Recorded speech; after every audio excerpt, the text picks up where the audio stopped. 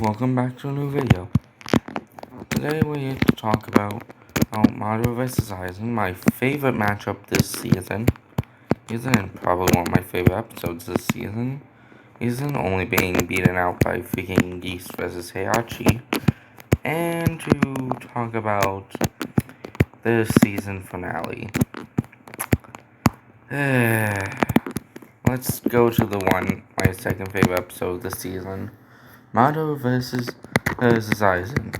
So this is a matchup a lot of people were looking forward to all season. It was a matchup that you could just tell was going to happen because, for one, this is the second Bleach.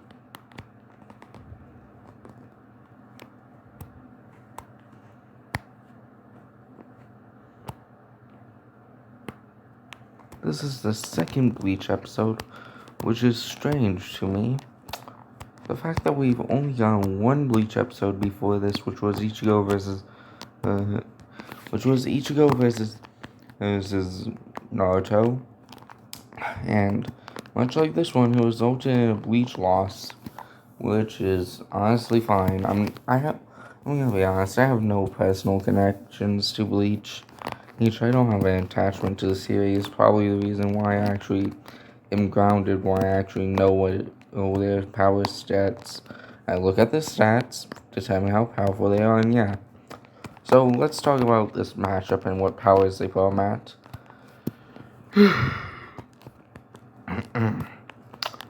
So, the power scaling for this one put Aizen at 3 planets, able to destroy 3 planets at will. They put Madara at able to destroy at least a moon. I get that they weren't planning on, that wasn't the intention when they were mentioning stuff. I don't know if they probably, I feel like Madara's analysis was unfinished.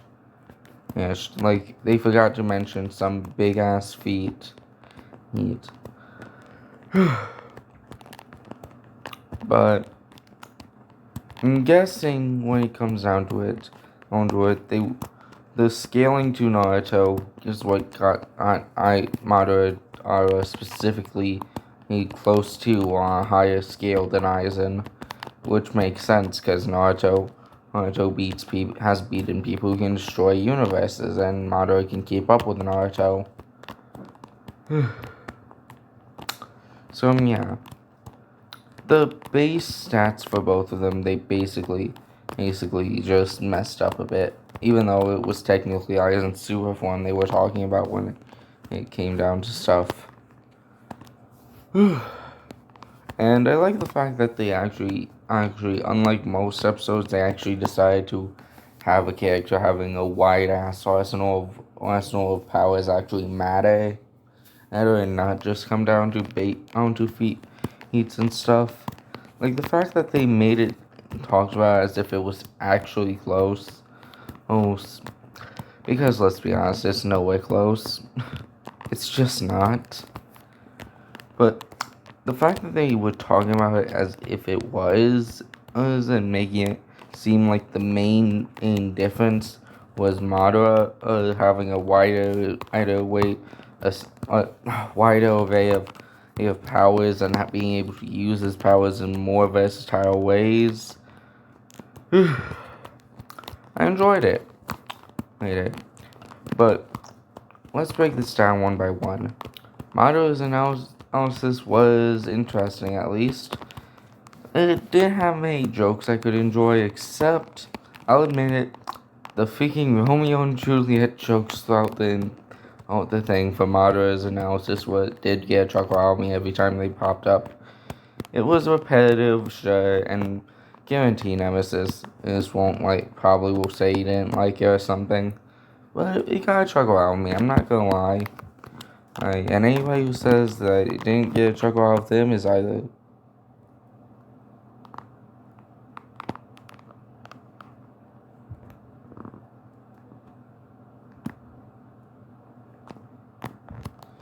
is either lying or, well, it's opinion, I guess. But guarantee half of them are lying. But Aizen was the one that got my attention.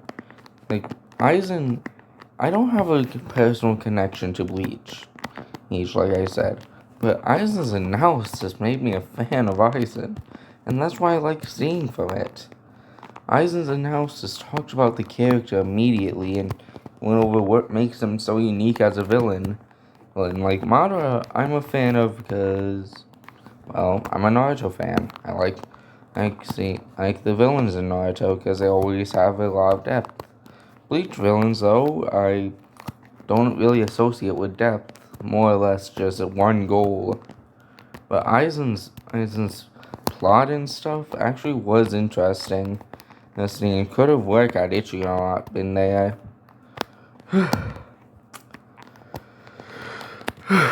But also, there was the chair joke, and that was just solid. Like, my brother Devlin has been freaking joking about it all day. Hey. All worship the chair cult. Anyways. So yeah, Aizen's analysis was the show stealer between the two. But let's talk about the fight. Oh yeah. We have to talk about this glorious fucking thing. Let's break it down. So, Aizen Madara, Madara's first set of blows aren't slow. They actually feel like a decently fast-paced thing. And Madara actually reacting to Aizen's speed was impressive. As in the fact that throughout this fight, Aizen felt fast. He was moving at blinding speeds, dicing apart Madara, just for Madara to regenerate quickly making Aizen question how to beat him. Madara just no-selling Aizen's strongest attack by going into a super form, just for Aizen to realize that that's his super form. There's no others. Even though there technically is, but I guess they didn't want to include it. Whatever. But for Madara to just no-sell Aizen's strongest attack and him to keep going, that's impressive. And for Madara throughout this fight to just keep escalating things with the stronger jutsus he has, as using meteors to slam around Aizen through, truth-seeking orbs to just absolutely annihilate Aizen's strongest form, more on that later, and the amount of abilities used in this. There's more abilities used in this than most other episodes. Heck, even Strange vs. Dr. Fate, an episode that is literally about the two, meant to be the two wizards with a shit ton of overpowered abilities. What he's fighting just had less power was used in this than Madara used in this one fight. Madara used his wood style. Most his variants of wood style used fire style, used his meteors, used truth-seeking orbs, used the freaking giant iron or samurai thing, forgot its name. He used his super form, used Sharingan and Renegon and most importantly, used his Limbo clones. Something I was looking forward to. Most of his wood styles are the reason why. Using his wood styles and stuff is the reason why he uses more powers than freaking Strange versus Fate. And I guarantee that I'm definitely missing a bunch of different things from that episode. Because I've only rewatched this episode twice. Like, I watched it immediately after it came out, watched it again, and then rewatched it a third time. And I still haven't processed the full full glory of this matchup. It delivered in what I wanted.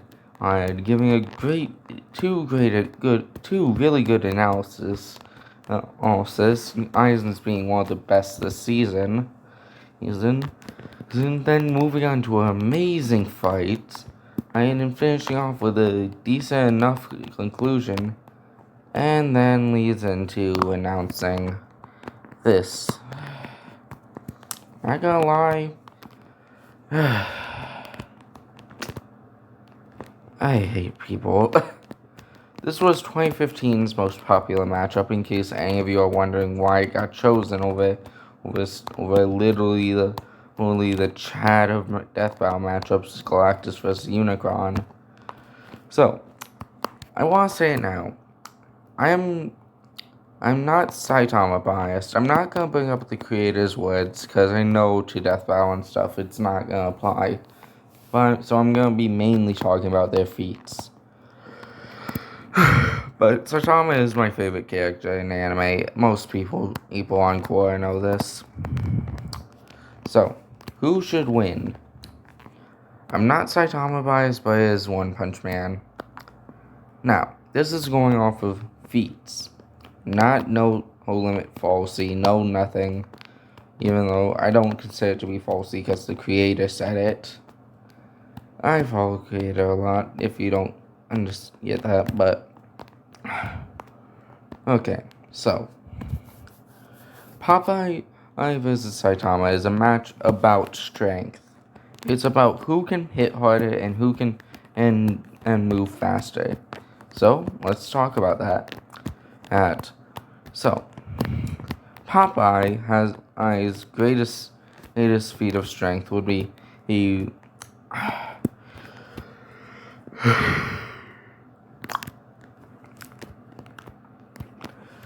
hitting a freaking one of those how hard can you hit? One of the the giant hammer games where you hit it launches this weight up and depending on how far you go. Oh, and yeah. He hit that so hard, one of those games so hard, the weight flew off and hit the sun and giving it a black eye. Alright.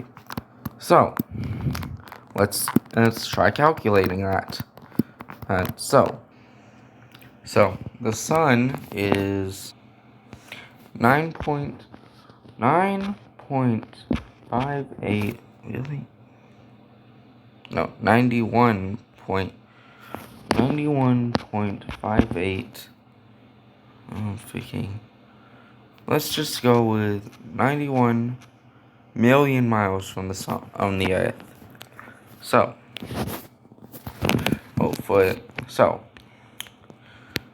assuming the weight is 5 pounds, then and divide that by 1,000, that would be a force of 455,000 tons of TNT. And yes, I just showed you how to calculate TNT here. Basically, except it's a lot. Well, no, this would be tons of force. Yeah, 455,000 tons of force, which, to get the measurements for this, is 2 TNT, divide by 1,000 again, and 455 tons of TNT, apparently. Yeah, that might be wrong, But I think, actually no, I'm gonna assume it's 20. Even I think that's wrong. So now, then divided that by 1,000, 1,820,000 tons of force. Then,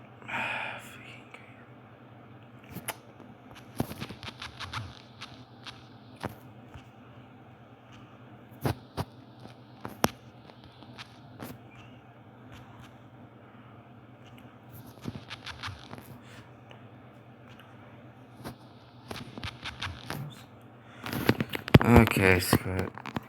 I'm probably not gonna get the right one anytime soon, yeah. let's just go with this. Oh.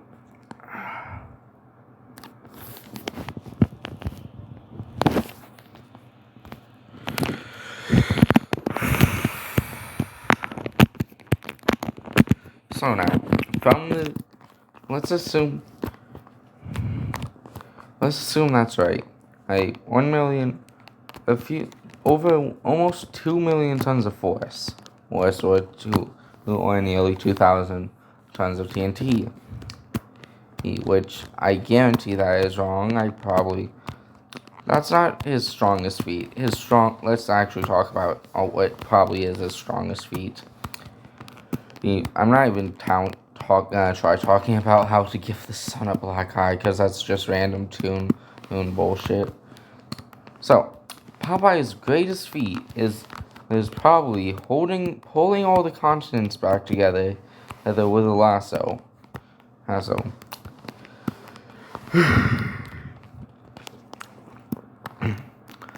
feat that would probably require around. Yes, we're back to the calculator, just in case it messed up.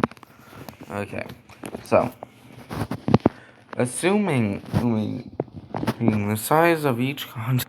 Okay, here's how to probably. So, assuming the continents are as big, combined would be as big as the Earth, like half the size of the Earth. So let's real quick calculate this. 958 divide 2 there. So times that by the width of the continents, which probably are the same. So let's just assume so, and then times it by the same amount, 1,979. Then to get the proper tons of TNT, divide that by 4,000, and boom, you get 1,937,659.18, just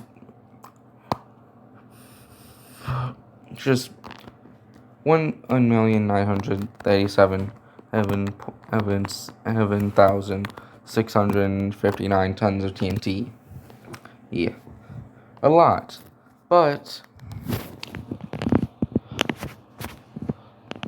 pales in comparison to what Saitama has pulled off. Saitama, in his fight with Boros, was no-celled Boros' strongest attack. Boros' strongest attack, the Starstream Burst, was as powerful as a supernova. Which supernovas, for reference, can obliterate planets, and it's in no time at all. They're the living definition of. They're the real life definition of one-shotting. They're basically real life planet busters. The supernova destroys everything. Saitama punched this back with basically no effort. Now, I will say, Popeye has some things that will make him a challenge for Saitama. For example, his forearms are indestructible, making him even harder to beat. Plus, people Death Battle, if they could misinterpret Popeye's regenerative ability. Popeye doesn't have one, but he has reformed has been wiped from existence and come back from it twice. One time through eating spinach somehow, and one time through sheer will. That doesn't equal healing. That just means he can do the impossible when on an exist. He basically does have a body that doesn't exist on that realm. Like probably being wiped from existence in this universe means in his universe means that he's get sent to another realm or something. That's not the same as getting turned to a blood puddle like what Saitama does, as Popeye would not be able to survive that. So to determine if Popeye could dodge Saitama's blows, let's talk about their speed. Popeye has fought and reacted to a lightning bolt in the past. Meanwhile, Saitama has moved so fast he looks like light itself. Saitama's his literal speed, when not trying, is just as, if not faster than light. Right. So basically, Saitama would be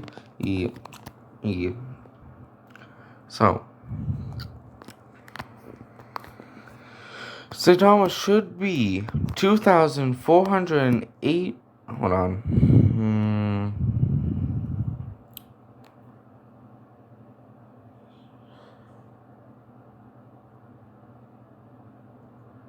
2,484. I used rounding in case you're wondering. 2,484 times faster than Popeye. Without trying. Now, this is all, of course, assuming Death Rattle's gonna follow this logic, where Saitama has not tried, right? Because his serious series is not his strongest punch. Saitama still has yet to actually show his power. Or, of course, Death Rattle could confuse his serious series for being his truly strongest punch and misinterpret that. But even then, that still puts Saitama's punch above. Saitama's punch is still far above Popeye's, and his speed is still over 2,000 times more than Popeye's.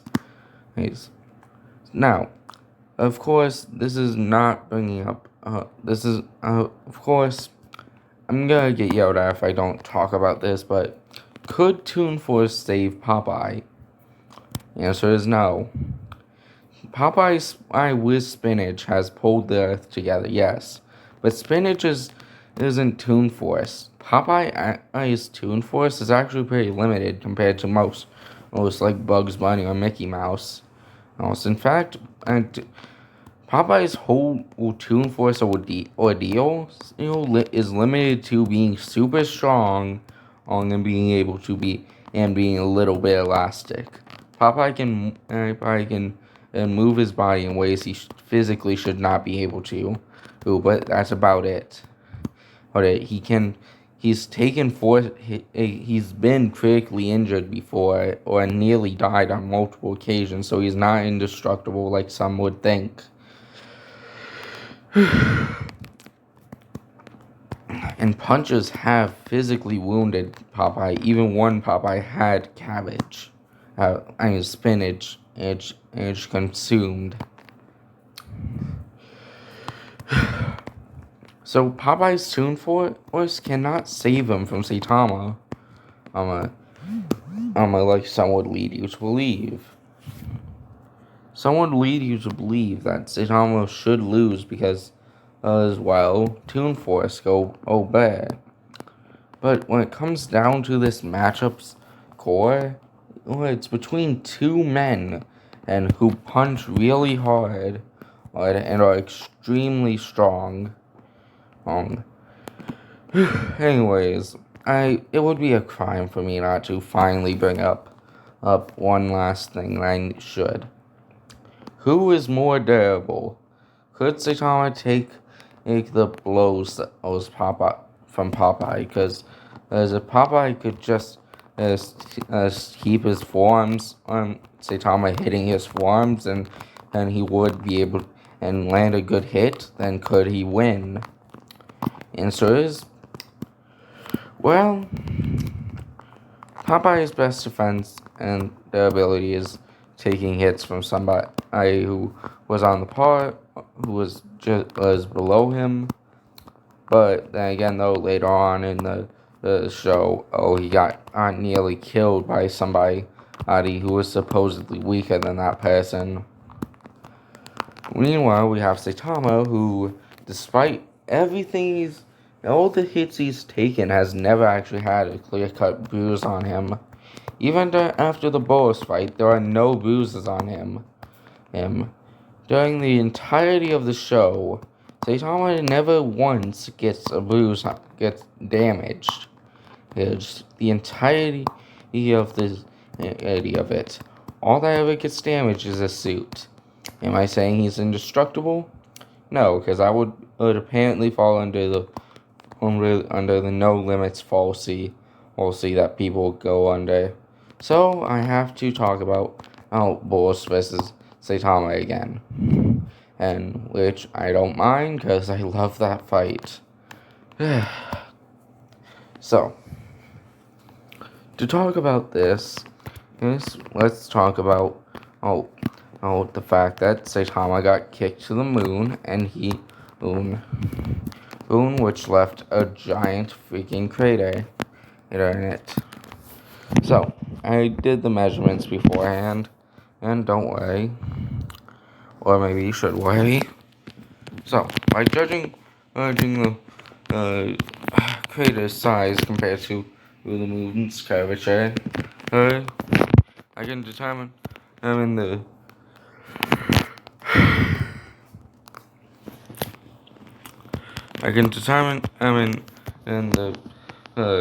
length of the explosion was 70 miles. Then the width, same amount. But the depth was about, at least,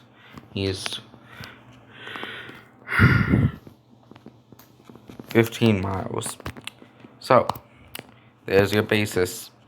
Divide that by 4,000, and that puts it out 18 tons of steel. I swear this calculator is useless. Just ignore that. Freaking 70 times 70 times 15.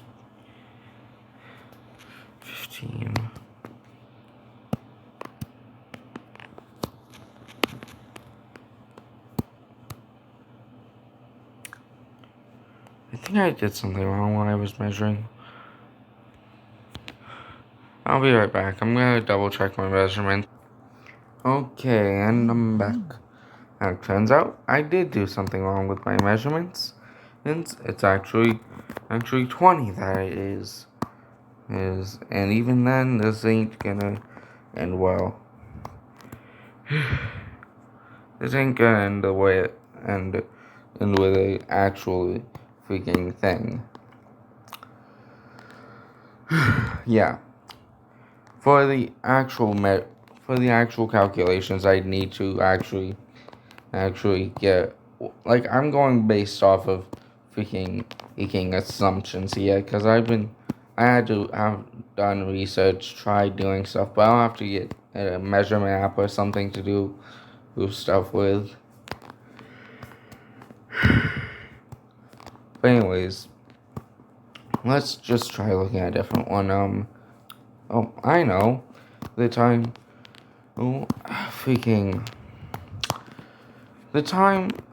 All the times that Saitama fought Genos. As in the one time he sparred against Genos. Genos gave it his all and dying. Actually, wait, what am I? There's actually a perfect feat for me to talk about. That involves Genos. That counts as a durability feat for Saitama. Remember the mosquito girl in the opening of the show? During that fight, Genos creates a giant iron explosion. Generates a giant iron explosion that wipes all the mosquitoes except for her. and Saitama was smack dab in the middle of it. By judging the size of the buildings nearby compared to it, and assuming each floor was 10 feet, so the explosion should have been 50 feet times by the assuming that each building was at least 80 to 100 feet long, so it should be around 780 feet times the width. Here, assuming 10 feet per room, and then about 30 feet per length. Things should be around 400. No, not 4,000. Divide 4,000. 3,900 tons of TNT. It's still. That's something they didn't really. Just. Anyways, that's early on, so. That's just an early on feat. I'm honestly just trying to find a good example, because. Honestly.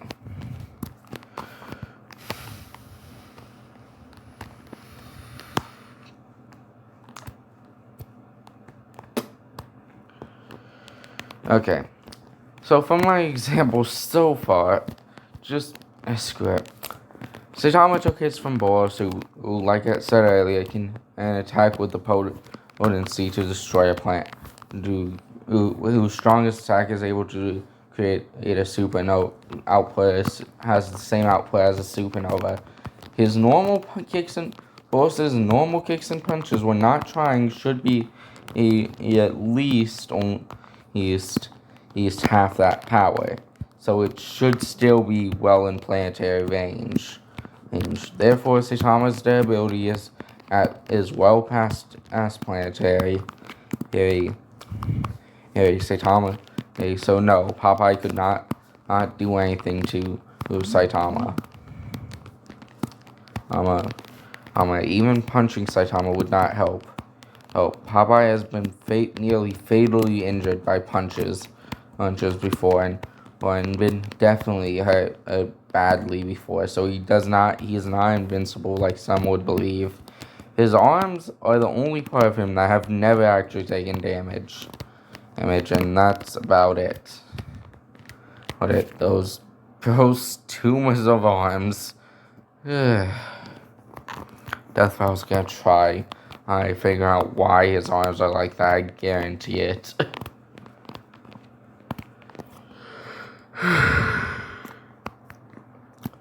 Yeah. As you can see, I just freaking rambled on for 23 minutes about this one matchup just because I'm trying to prove a point. I'm not Saitama biased. I want to say that now. There are characters in anime I do believe that could beat him. Though the people I believe, there's only 4 I believe that could beat him without having any hacks or anything. Sinbad and Schrodinger can beat him due to being able to just as proof from out of existence. Zeno, well, no, not Zeno. Freaking. Hajime Nagumo from the anime offered to no salesman on the accounts that he actually did break Infinite. Like, when it comes down to it, even with the creative statements, Saitama's stuck at infinite power. He hasn't broken it. So yeah, beings that can break infinite or can surpass it for brief moments of time can beat him.